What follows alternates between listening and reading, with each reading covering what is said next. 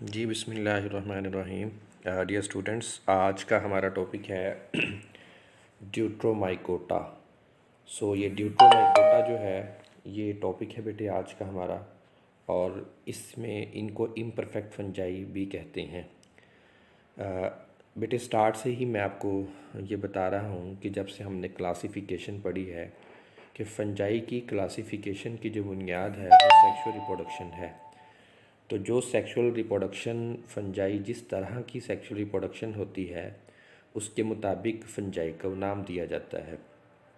सुन, आज के इस टॉपिक में अगर हम देखें इम्परफेक्ट फंजाई, तो ये बेटे वो फंजाई होते हैं जिसमें सेक्सुअल रिप्रोडक्शन होती ही नहीं है।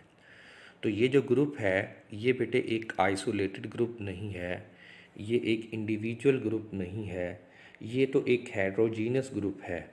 तो मतलब ये हुआ कि अगर तीनों ग्रुप्स में ज़ाइगोमाइकोट्स, एस्कोमाइकोट्स और ब्रासिडोमाइकोट्स में जो जो फंजाई सेक्सुअल रिप्रोडक्शन नहीं रखते अपने अंदर, तो हम उनको उनके ग्रुप्स में से निकालते हैं और उनको इस ग्रुप के अंदर इम्परफेक्ट फंजाई के ग्रुप के अंदर रख देते हैं।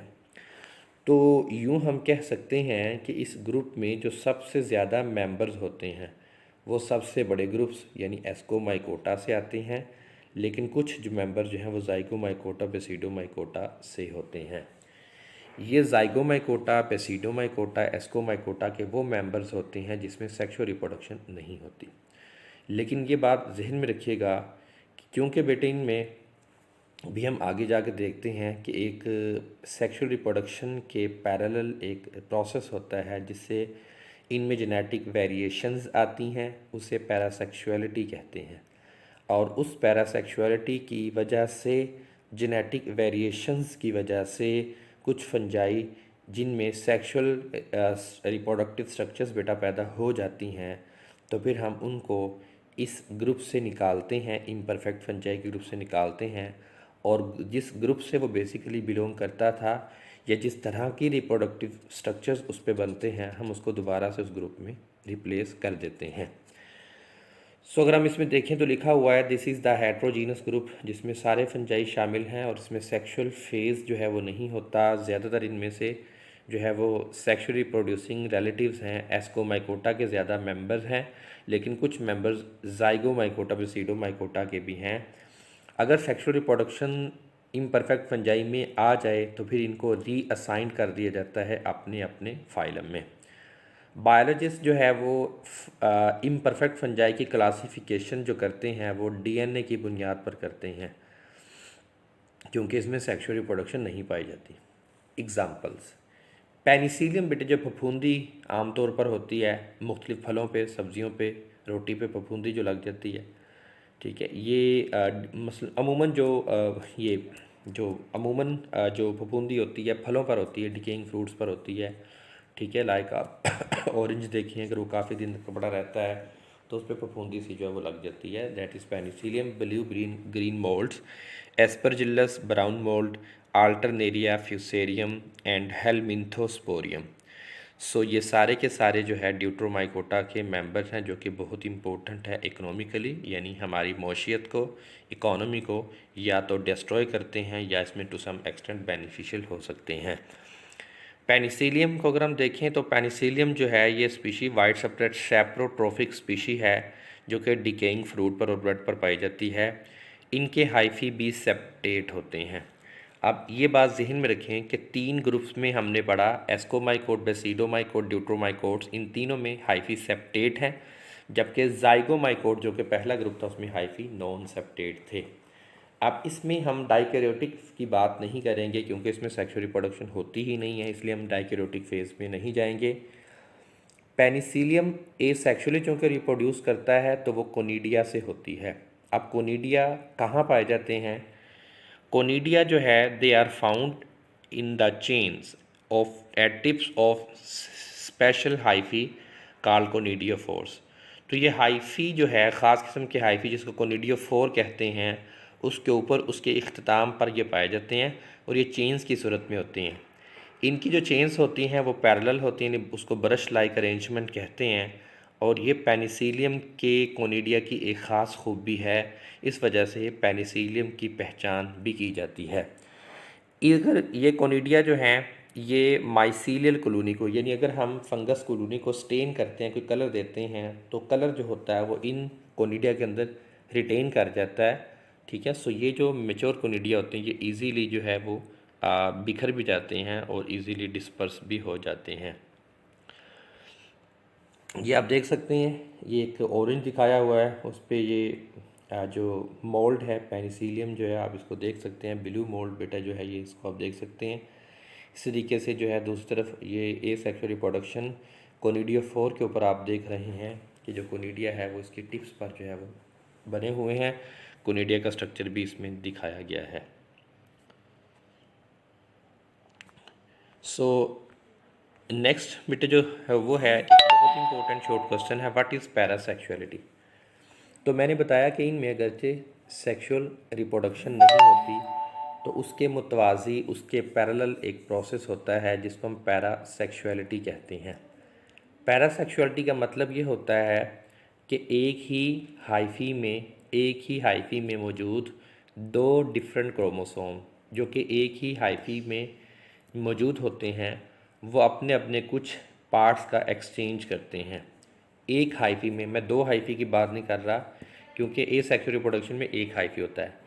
एक हाइफी में मौजूद दो न्यूक्लियाई होते हैं, वो अपने अपने क्रोमोसोमल पार्ट का एक्सचेंज करते हैं जिससे जीन्स के नए कॉम्बिनेशंस बन जाते हैं और इससे जेनेटिक वेरिएशंस आती हैं। और इन जेनेटिक वेरिएशंस की वजह से फंगस में जो है इम्परफेक्ट फंजाई में कुछ मुख्तलिफ़ किस्म की वेरिएशंस आती हैं और उन्हीं वेरिएशंस की वजह से फंजाई में एवोल्यूशन होती है। उसी की वजह से फंजाई में बदलते हुए वक्त के साथ अडाप्टेशंस भी आती हैं। So despite the absence of sexual reproduction, imperfect fungi special kind of genetic recombination called parasexuality in which chromosomes के portions और टू न्यूक्लियाई दो न्यूक्लियस के क्रोमोसोम्स आपस में एक्सचेंज करते हैं और वो सेम हाइफी में, दो न्यूक्लियस सेम हाइफी में पड़े होते हैं और ये इस तरह से चेंज हो जाते हैं जिससे जेनेटिक वेरिएशंस आती हैं। ये बहुत इंपॉर्टेंट शॉर्ट क्वेश्चन था, व्हाट इज़ पैरासेक्सुअलिटी। नेक्स्ट है जी importance of fungi. Importance of fungi में आज हम पढ़ेंगे इकोलॉजिकल इम्पोर्टेंस। आसान टॉपिक है, आसान इसलिए है कि क्योंकि न्यूट्रिशन में ये सारी बातें मैंने आपको बताई हुई हैं, तब मैंने आपको रेफरेंस भी दिया था। ये इकोलॉजिकल इम्पोर्टेंस में फंजाई के अगर हम तीन बेटा रोल देखें, तीन रूल अगर हम इसके देखें, फंजाई का रोल एज लाइकन्स, फंजाई का रोल एज माइकोराइजा और फंजाई का रोल एज डिकम्पोजर्स। अगर हम इसको मेजर कैटेगराइज करें तो डिकम्पोजर फंजाई और म्यूचुअलिस्टिक या सिम्बायोटिक फंजाई, तो ये दो जो हैं बहुत इंपॉर्टेंट हैं इकोलॉजिकली। आइए हम सबसे पहले देखते हैं डिकम्पोजर्स। अच्छा, ये इकोलॉजिकल इम्पोर्टेंस क्या होता है? माहौल में एनवायरनमेंट को, इकोलॉजी को फंजाई किस तरह से फ़ायदा पहुंचाते हैं। फंजाई बैक्टीरिया के साथ मिलकर, कौन से बैक्टीरिया? सैप्रोबिक बैक्टीरिया। सैप्रोबिक बैक्टीरिया के साथ मिलकर सैप्रोबिक बैक्टीरिया के साथ मिलकर फंजाई जो है वो डेड ऑर्गेनिक मैटर को, मुर्दा इजसाम को, गले सड़े पत्तों को, गले सड़े मादों को, गले सड़े फ्रूट्स को और इसी तरीके से जो एनिमल्स मर जाते हैं उनकी बॉडी को, डेड बॉडी को डिकम्पोज करते हैं। और इस डिकम्पोजिशन का नतीजा क्या निकलता है कि फंजाई तो डिकम्पोजिशन अपनी चॉइस के लिए करते हैं, अपने फ़ायदे के लिए करते हैं, अपनी ही बॉडी से एंजाइम खारिज करते हैं। उन एंजाइम्स की वजह से डेड ऑर्गेनिक मटेरियल जो है वो डिकम्पोज होता है, डाइजेस्ट होता है और इससे जो सिंपल ऑर्गेनिक न्यूट्रिएंट्स बनते हैं फंजाई उनको अपने बॉडी में एब्जॉर्ब कर लेता है, जिसको हमने एब्जॉर्प्टिव हेटरोट्रोफ का नाम भी दिया था। तो इस तरह से ये डेड ऑर्गेनिक मैटर को डिकम्पोज जब करते हैं तो इस तरह से कुछ सिंपल इनऑर्गेनिक न्यूट्रिएंट्स भी बनते हैं। ये सिंपल इनऑर्गेनिक न्यूट्रिएंट्स को अपनी बॉडी में भी क्या कर लेते हैं, कुछ को एब्जॉर्ब करते हैं, बाकी जो होते हैं वो एनवायरनमेंट के अंदर ही रहते हैं, एनवायरनमेंट के अंदर वो रिसाइकल होते रहते हैं। कि पौधों ने नाइट्रेट्स को अपने रूट्स के ज़रिए जज़ब किया, फिर उन पौधों को एनिमल्स ने खाया, फिर वो पौधे या एनिमल मरे, दोबारा से वही नाइट्रेट्स फिर से उस मिट्टी का हिस्सा बन गए। तो इस तरह से बहुत सारे जानदारों, बहुत सारे न्यूट्रिएंट्स की रिसाइकलिंग हो जाती है। अगर ये प्रोसेस ना होता तो ये सारे के सारे बेनिफिशियल जो एलिमेंट्स हैं, नाइट्रोजन एट्सेट्रा, ये उसी डेड बॉडी के अंदर लॉकअप हो जाते और इस तरह से इस कायनात का निज़ाम नहीं चलना था। तो अल्लाह ताला ने इस कुदरती सिस्टम के ज़रिए ना सिर्फ फंजाई को खुराक दी बल्कि इस माहौल को भी बरकरार रखा। नेक्स्ट हम देखते हैं माइकोराइज़ा। तो मैंने कहा कि हम इसका रोल देख लेते हैं माइकोराइज़ा। तो पहले हम रीड भी कर लेते हैं। Important decomposers and symbiote fungi saprobic bacteria के साथ मिलते हैं तो इनऑर्गेनिक न्यूट्रिएंट्स लाइक नाइट्रोजन उनकी रिसाइकलिंग में एक रोल प्ले करते हैं, play in recycling of inorganic in ecosystem. अगर इनके एक्टिविटी ना हो तो तमाम ऐसे nutrients like nitrates would soon become locked up. तो ये लॉकअप हो जाएंगे, ये बंद हो जाएंगे किस चीज़ में? Mounts of dead animals, dead animals की लाशों में, ठीक है, प्लांट्स के अंदर। और ये फिर जानदारों के लिए अनअवेलेबल हो जाएंगे। यहाँ जानदार उस मुराद पौधे हैं। जब पौधों को ये नहीं मिलेगा तो पौधों की जो है वो ऑटोट्रोफिक जो लेवल है उस पर खुराक नहीं बनेगी, तो हेटरोट्रोफिक लेवल पर खुराक नहीं होगी, तो ज़िंदगी जो है वो ख़त्म हो जाएगी, ज़िंदगी का वजूद मुमकिन नहीं रहेगा।